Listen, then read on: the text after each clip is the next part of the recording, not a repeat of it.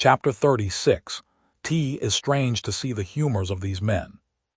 These great aspiring spirits that should be wise, for being the nature of great spirits to love, to be where they may be most eminent, they rating of themselves so far above us in conceit, with whom they do frequent.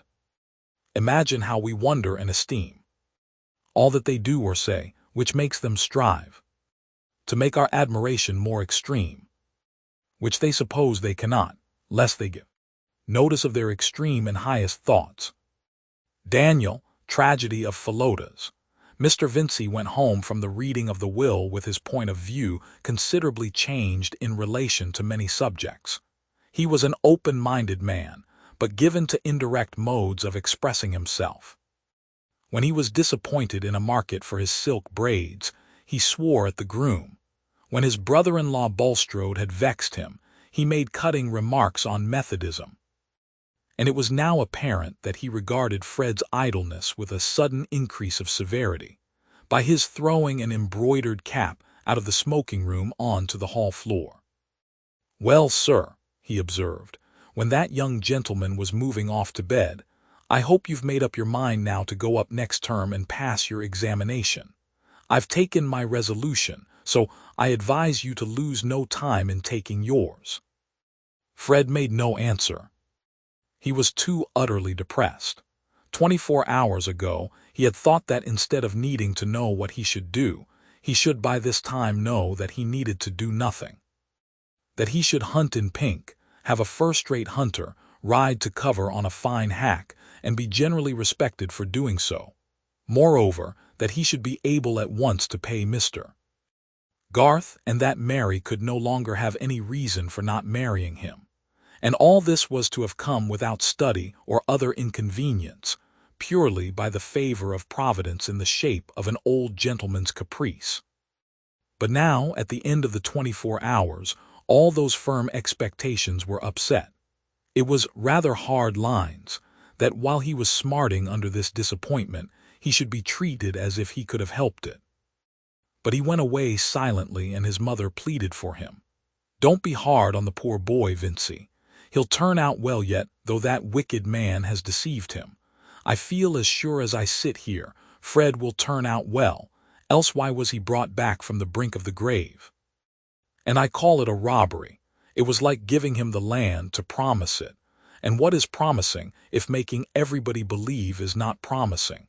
And you see he did leave him £10,000 and then took it away again." "Took it away again," said Mr. Vincey pettishly. "I tell you the lad's an unlucky lad, Lucy, and you've always spoiled him." "Well, Vincey, he was my first, and you made a fine fuss with him when he came. You were as proud," said Mrs. Vincey, easily recovering her cheerful smile. "Who knows what babies will turn to? I was fool enough, I dare say," said the husband, more mildly, however. "But who has handsomer, better children than ours? Fred is far beyond other people's sons. You may hear it in his speech that he has kept college company. And Rosamond, where is there a girl like her? She might stand beside any lady in the land and only look the better for it. You see, Mr. Lydgate has kept the highest company and been everywhere, and he fell in love with her at once. Not but what I could have wished Rosamond had not engaged herself. She might have met somebody on a visit who would have been a far better match. I mean at her schoolfellow Miss Willoughby. There are relations in that family quite as high as Mr. Lydgate." "Damn relations," said Mr. Vincey. "I've had enough of them. I don't want a son-in-law who has got nothing but his relations to recommend him." "Why, my dear," said Mrs. Vincey, "you seemed as pleased as could be about it. It's true I wasn't at home.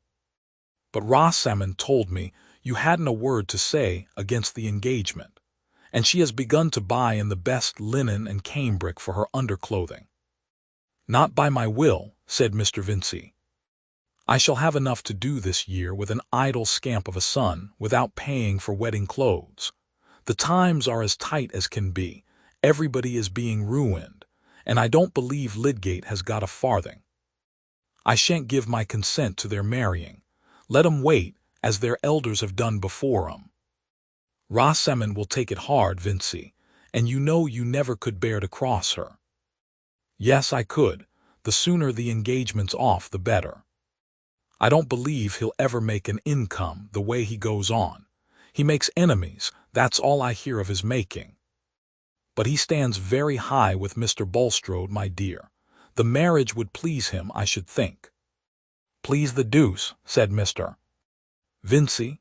Bulstrode won't pay for their keep, and if Lydgate thinks I'm going to give money for them to set up housekeeping, he's mistaken, that's all. I expect I shall have to put down my horses soon. You'd better tell Rosie what I say. This was a not infrequent procedure with Mr. Vincy, to be rash in jovial assent, and on becoming subsequently conscious that he had been rash, to employ others in making the offensive retractation.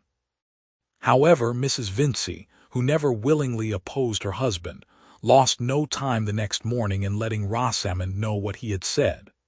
Rosamond, examining some muslin work, listened in silence, and at the end gave a certain turn of her graceful neck, of which only long experience could teach you that it meant perfect obstinacy.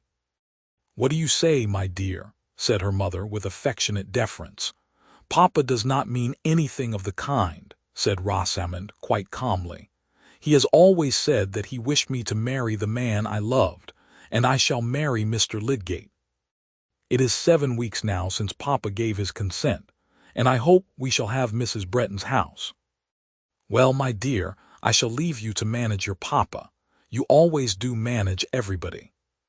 But if we ever do go and get damask, Sadler's is the place, far better than Hopkins's. Mrs. Bretton's is very large, though.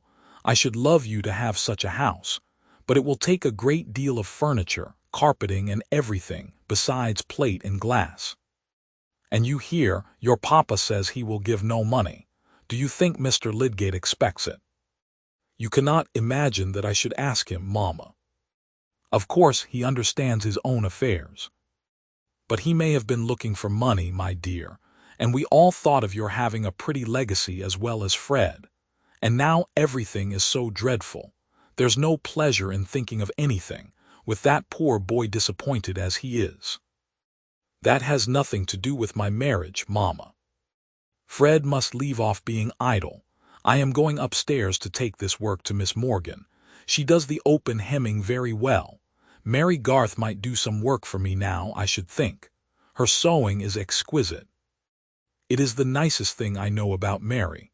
I should so like to have all my cambric frilling double-hemmed, and it takes a long time. Mrs. Vincy's belief that Rosamond could manage her papa was well-founded. Apart from his dinners and his coursing, Mr. Vincy, blustering as he was, had as little of his own way as if he had been a prime minister. The force of circumstances was easily too much for him, as it is for most pleasure-loving florid men. And the circumstance called Rosamond was particularly forcible by means of that mild persistence which, as we know, enables a white, soft, living substance to make its way in spite of opposing rock. Papa was not a rock. He had no other fixity than that fixity of alternating impulses, sometimes called habit, and this was altogether unfavorable to his taking the only decisive line of conduct in relation to his daughter's engagement, namely, to inquire thoroughly into Lydgate's circumstances, declare his own inability to furnish money, and forbid alike either a speedy marriage or an engagement which must be too lengthy. That seems very simple and easy in the statement, but a disagreeable resolve formed in the chill hours of the morning had as many conditions against it as the early frost, and rarely persisted under the warming influences of the day. The indirect though emphatic expression of opinion to which Mr. Vincy was prone suffered much restraint in this case. Lydgate was a proud man towards whom innuendos were obviously unsafe, and throwing his hat on the floor was out of the question. Mr. Vincy was a little in awe of him, a little vain that he wanted to marry Rosamond, a little indisposed to raise a question of money in which his own position was not advantageous, a little afraid of being worsted in dialogue with a man better educated and more highly bred than himself, and a little afraid of doing what his daughter would not like. The part Mr. Vincey preferred playing was that of the generous host whom nobody criticizes. In the earlier half of the day, there was business to hinder any formal communication of an adverse resolve. In the later there was dinner, wine, whist, and general satisfaction. And in the meanwhile the hours were each leaving their little deposit and gradually forming the final reason for inaction, namely, that action was too late. The accepted lover spent most of his evenings in Lowick Gate, and a love-making not at all dependent on money advances from fathers-in-law or prospective income from a profession, went on flourishingly under Mr. Vincey's own eyes. Young love-making, that gossamer web, even the points it clings to, the things whence its subtle interlacings are swung, are scarcely perceptible, momentary touches of fingertips, meetings of rays from blue and dark orbs, unfinished phrases, lightest changes of cheek and lip, faintest tremors. The web itself is made of spontaneous beliefs and indefinable joys, yearnings of one life towards another, visions of completeness, indefinite trust. And Lydgate fell to spinning that web from his inward self with wonderful rapidity, in spite of experience supposed to be finished off with the drama of Laura, in spite, too, of medicine and biology. For the inspection of macerated muscle or of eyes presented in a dish, like Santa Lucia's, and other incidents of scientific inquiry, are observed to be less incompatible with poetic love than a native dullness or a lively addiction to the lowest prose. As for Rosamond, she was in the water lily's expanding wonderment at its own fuller life, and she too was spinning industriously at the mutual web. All this went on in the corner of the drawing-room where the piano stood, and subtle as it was, the light made it a sort of rainbow visible to many observers besides Mr. Fairbrother. The certainty that Miss Vincey and Mr. Lydgate were engaged became general in Middlemarch without the aid of formal announcement. Aunt Bulstrode was again stirred to anxiety. But this time she addressed herself to her brother, going to the warehouse expressly to avoid Mrs. Vincey's volatility. His replies were not satisfactory. "Walter, you never mean to tell me that you have allowed all this to go on without inquiry into Mr. Lydgate's prospects," said Mrs. Bulstrode, opening her eyes with wider gravity at her brother, who was in his peevish warehouse humor. "Think of this girl brought up in luxury, in too worldly a way, I am sorry to say. What will she do on a small income?" "Oh, confound it, Harriet. What can I do when men come into the town without any asking of mine? Did you shut your house up against Lydgate? Bulstrode has pushed him forward more than anybody. I never made any fuss about the young fellow. You should go and talk to your husband about it, not me." "Well, really, Walter, how can Mr. Bulstrode be to blame? I am sure he did not wish for the engagement." "Oh, if Bulstrode had not taken him by the hand, I should never have invited him." "But you called him in to attend on Fred, and I am sure that was a mercy," said Mrs. Bulstrode, losing her clue in the intricacies of the subject. "I don't know about mercy," said Mr. Vincey, testily.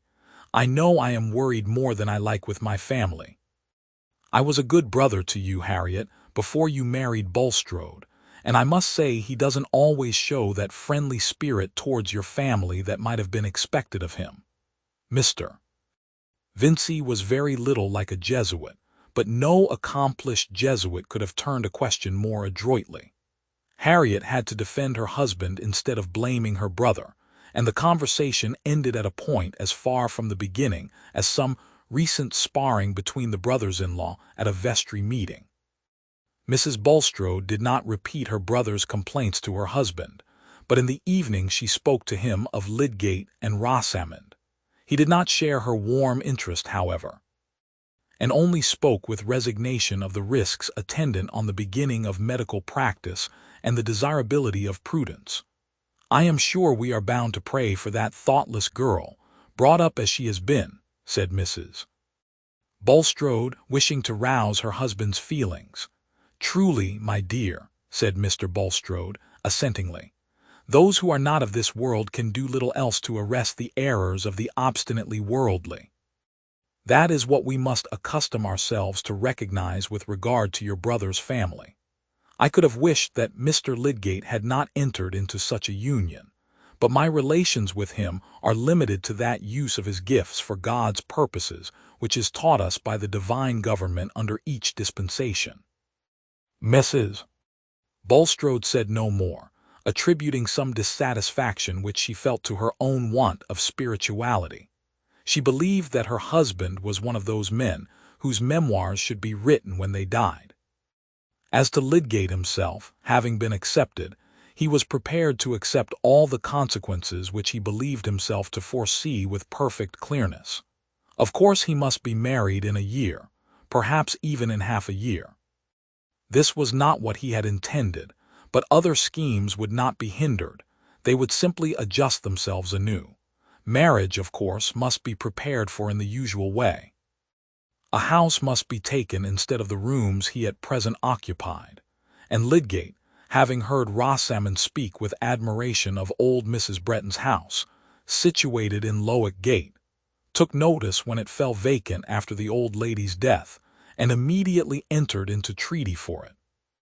He did this in an episodic way, very much as he gave orders to his tailor for every requisite of perfect dress, without any notion of being extravagant. On the contrary, he would have despised any ostentation of expense.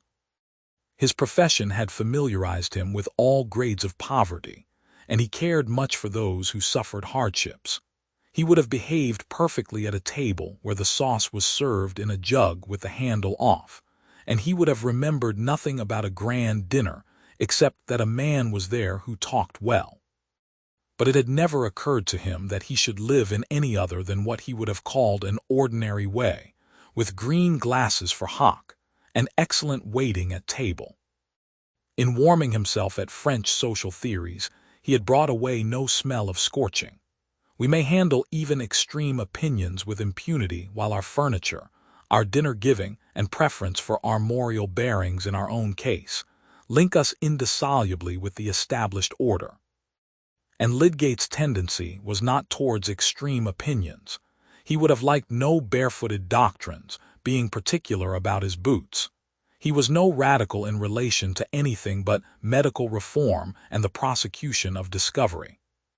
In the rest of practical life he walked by hereditary habit, half from that personal pride and unreflecting egoism which I have already called commonness, and half from that naivete which belonged to preoccupation with favorite ideas. Any inward debate Lydgate had as to the consequences of this engagement which had stolen upon him turned on the paucity of time rather than of money. Certainly, being in love and being expected continually by someone who always turned out to be prettier than memory could represent her to be, did interfere with the diligent use of spare hours which might serve some plodding fellow of a German to make the great, imminent discovery. This was really an argument for not deferring the marriage too long, as he implied to Mr. Fairbrother, one day that the vicar came to his room with some pawn products which he wanted to examine under a better microscope than his own, and finding Lydgate's table full of apparatus and specimens in confusion, said sarcastically, "Eros has degenerated. He began by introducing order and harmony, and now he brings back chaos." "Yes, at some stages," said Lydgate, lifting his brows and smiling while he began to arrange his microscope. "But a better order will begin after." "Soon," said the vicar. "I hope so, really. This unsettled state of affairs uses up the time, and when one has notions in science, every moment is an opportunity. I feel sure that marriage must be the best thing for a man who wants to work steadily. He has everything at home then, no teasing with personal speculations. He can get calmness and freedom." "You are an enviable dog," said the vicar, "to have such a prospect, Rosamond, calmness and freedom all to your share. Here am I with nothing but my pipe and pandanimalcules. Now, are you ready?" Lydgate did not mention to the vicar another reason he had for wishing to shorten the period of courtship. It was rather irritating to him, even with the wine of love in his veins, to be obliged to mingle so often with the family party at the Vinceys, and to enter so much into Middlemarch gossip, protracted good cheer, whist playing, and general futility. He had to be deferential when Mr. Vincey decided questions with trenchant ignorance, especially as to those liquors which were the best inward pickle, preserving you from the effects of bad air. Mrs. Vincey's openness and simplicity were quite unstreaked with suspicion, as to the subtle offense she might give to the taste of her intended son-in-law, and altogether Lydgate had to confess to himself that he was descending a little in relation to Rosamond's family. But that exquisite creature herself suffered in the same sort of way. It was at least one delightful thought that in marrying her he could give her a much-needed transplantation. "Dear," he said to her one evening in his gentlest tone, as he sat down by her and looked closely at her face. But I must first say that he had found her alone in the drawing-room, where the great old-fashioned window, almost as large as the side of the room, was open to the summer scents of the garden at the back of the house. Her father and mother were gone to a party, and the rest were all out with the butterflies. "Dear, your eyelids are red." "Are they?" said Rosamond. "I wonder why. It was not in her nature to pour forth wishes or grievances. They only came forth gracefully on solicitation." "As if you could hide it from me," said Lydgate, laying his hand tenderly on both of hers. "Don't I see a tiny drop on one of the lashes? Things trouble you, and you don't tell me. That is unloving. Why should I tell you what you cannot alter? They are everyday things. Perhaps they have been a little worse lately. Family annoyances, don't fear speaking, I guess them. Papa has been more irritable lately. Fred makes him angry, and this morning there was a fresh quarrel because Fred threatens to throw his whole education away and do something quite beneath him. And besides—" Rosamond hesitated, and her cheeks were gathering a slight flush. Lydgate had never seen her in trouble since the morning of their engagement, and he had never felt so passionately towards her as at this moment. He kissed the hesitating lips gently, as if to encourage them. "I feel that Papa is not quite pleased about our engagement," Rosamond continued, almost in a whisper, "and he said last night that he should certainly speak to you and say it must be given up."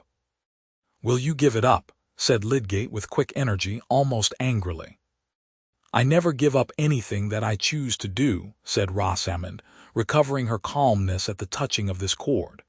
"God bless you," said Lydgate, kissing her again. This constancy of purpose in the right place was adorable. He went on, "It is too late now for your father to say that our engagement must be given up. You are of age, and I claim you as mine. If anything is done to make you unhappy, that is a reason for hastening our marriage." An unmistakable delight shone forth from the blue eyes that met his, and the radiance seemed to light up all his future with mild sunshine. Ideal happiness, of the kind known in the Arabian Nights, in which you are invited to step from the labor and discord of the street into a paradise where everything is given to you and nothing claimed, seemed to be an affair of a few weeks' waiting, more or less.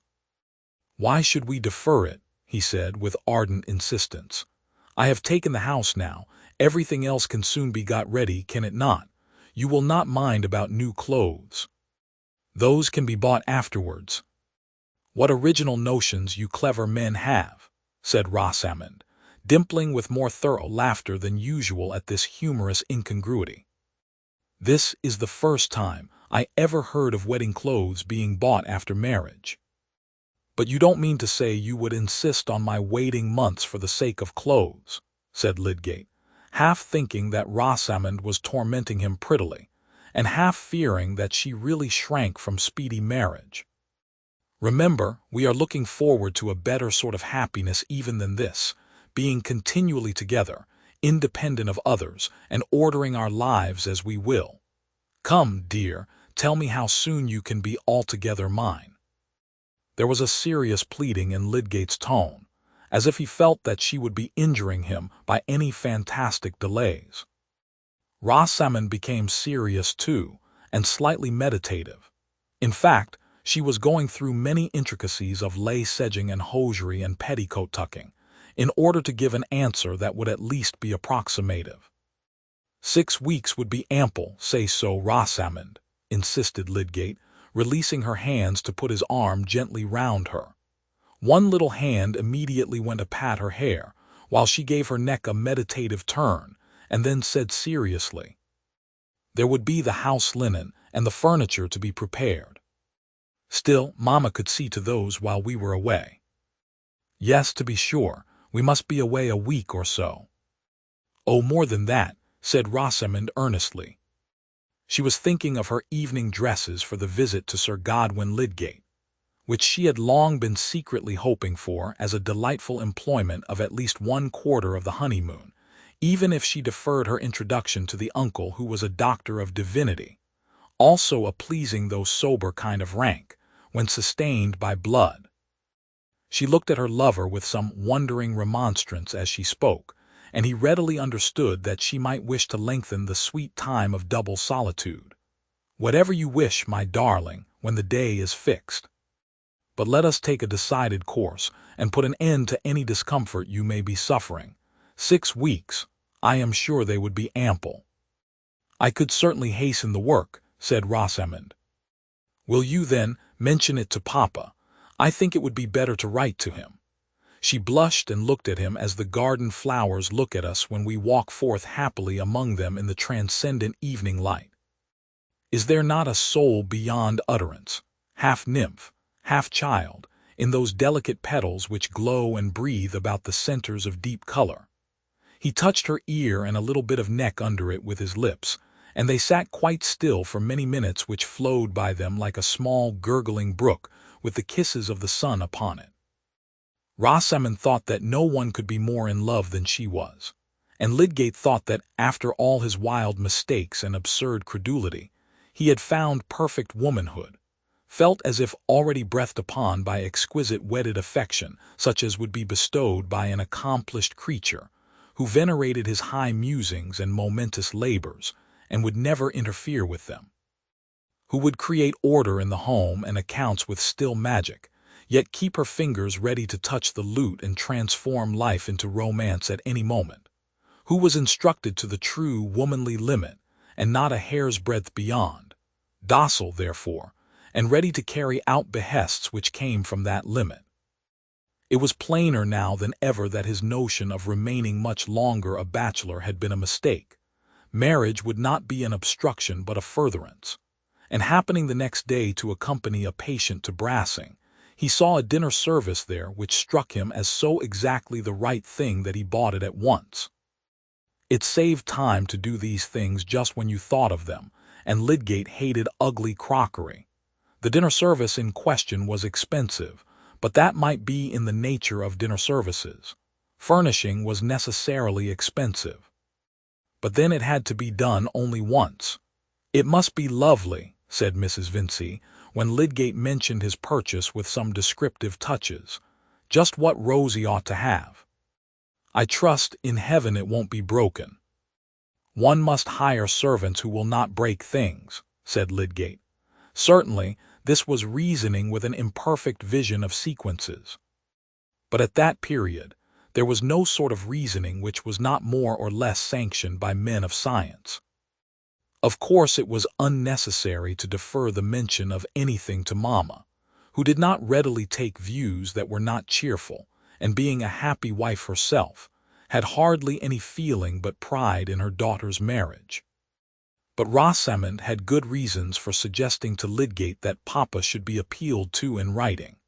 She prepared for the arrival of the letter by walking with her Papa to the warehouse the next morning, and telling him on the way that Mr. Lydgate wished to be married soon. "Nonsense, my dear," said Mr. Vincey. "What has he got to marry on? You'd much better give up the engagement. I've told you so pretty plainly before this. What have you had such an education for, if you are to go and marry a poor man? It's a cruel thing for a father to see." "Mr. Lydgate is not poor, Papa. He bought Mr. Peacock's practice, which they say is worth 800 or 900 a year. Stuff and nonsense. What's buying a practice? He might as well buy next year's swallows. It'll all slip through his fingers. On the contrary, Papa, he will increase the practice. See how he has been called in by the Chethams and Casaubons. I hope he knows I shan't give anything. With this disappointment about Fred, and Parliament going to be dissolved and machine breaking everywhere, and an election coming on. Dear Papa, what can that have to do with my marriage? A pretty deal to do with it. We may all be ruined for what I know, the country, in that state. Some say it's the end of the world, and be hanged if I don't think it looks like it. Anyhow, it's not a time for me to be drawing money out of my business, and I should wish Lydgate to know that. I am sure he expects nothing, Papa, and he has such very high connections. He is sure to rise in one way or another. He is engaged in making scientific discoveries. Mr. Vincey was silent. I cannot give up my only prospect of happiness, Papa. Mr. Lydgate is a gentleman. I could never love anyone who was not a perfect gentleman. You would not like me to go into a consumption, as Arabella Hawley did, and you know that I never change my mind. Again Papa was silent. Promise me, Papa, that you will consent to what we wish. We shall never give each other up. And you know that you have always objected to long courtships and late marriages. There was a little more urgency of this kind, till Mr. Vincey said, Well, child, he must write to me first before I can answer him, and Rosamond was certain that she had gained her point. Mr. Vincey's answer consisted chiefly in a demand that Lydgate should insure his life, a demand immediately conceded. This was a delightfully reassuring idea, supposing that Lydgate died, but in the meantime not a self-supporting idea. However, it seemed to make everything comfortable about Rosamond's marriage, and the necessary purchases went on with much spirit, not without prudential considerations, however. A bride who is going to visit at a baronet's must have a few first-rate pocket handkerchiefs, but beyond the absolutely necessary half-dozen, Rosamond contented herself without the very highest style of embroidery and Valenciennes. Lydgate also, finding that his sum of £800 had been considerably reduced since he had come to Middlemarch, restrained his inclination for some plate of an old pattern which was shown to him when he went into Kibble's establishment at Brassing to buy forks and spoons. He was too proud to act as if he presupposed that Mr. Vincey would advance money to provide furniture, and though, since it would not be necessary to pay for everything at once, some bills would be left standing over, he did not waste time in conjecturing how much his father-in-law would give in the form of dowry to make payment easy.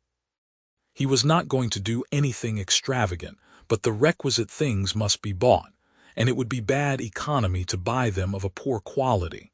All these matters were by the by. Lydgate foresaw that science and his profession were the objects he should alone pursue enthusiastically, but he could not imagine himself pursuing them in such a home as Wrench had, the doors all open, the oilcloth worn, the children in soiled pinafores, and lunch lingering in the form of bones, black-handled knives, and willow pattern. But Wrench had a wretched lymphatic wife, who made a mummy of herself indoors in a large shawl, and he must have altogether begun with an ill-chosen domestic apparatus. Rosamond, however, was on her side much occupied with conjectures, though her quick imitative perception warned her against betraying them too crudely. "I shall like so much to know your family," she said one day, when the wedding journey was being discussed. "We might perhaps take a direction that would allow us to see them as we returned. Which of your uncles do you like best?" "Oh, my Uncle Godwin, I think. He is a good-natured old fellow." "You were constantly at his house at Quallingham when you were a boy, were you not? I should so like to see the old spot and everything you were used to. Does he know you are going to be married?" "No," said Lydgate carelessly, turning in his chair and rubbing his hair up. "Do send him word of it, you naughty undutiful nephew. He will perhaps ask you to take me to Quallingham, and then you could show me about the grounds, and I could imagine you there when you were a boy. Remember, you see me in my home, just as it has been since I was a child. It is not fair that I should be so ignorant of yours, but perhaps you would be a little ashamed of me." "I forgot that." Lydgate smiled at her tenderly, and really accepted the suggestion that the proud pleasure of showing so charming a bride was worth some trouble.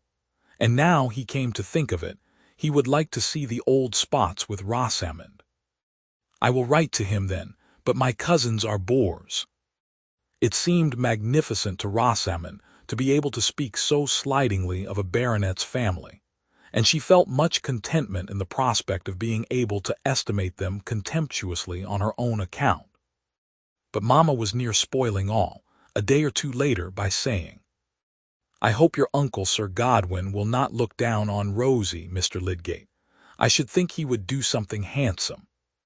1,000 or 2 can be nothing to a baronet."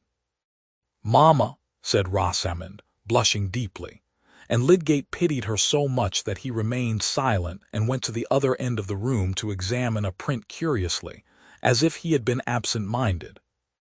Mamma had a little filial lecture afterwards, and was docile as usual. But Rosamond reflected that if any of those high-bred cousins who were bores should be induced to visit Middlemarch, they would see many things in her own family which might shock them. Hence it seemed desirable that Lydgate should by and by get some first-rate position elsewhere than in Middlemarch, and this could hardly be difficult in the case of a man who had a titled uncle and could make discoveries. Lydgate, you perceive, had talked fervidly to Rosamond of his hopes as to the highest uses of his life, and had found it delightful to be listened to by a creature who would bring him the sweet furtherance of satisfying affection, beauty, repose, such help as our thoughts get from the summer sky and the flower-fringed meadows. Lydgate relied much on the psychological difference between what for the sake of variety I will call goose and gander, especially on the innate submissiveness of the goose as beautifully corresponding to the strength of the gander.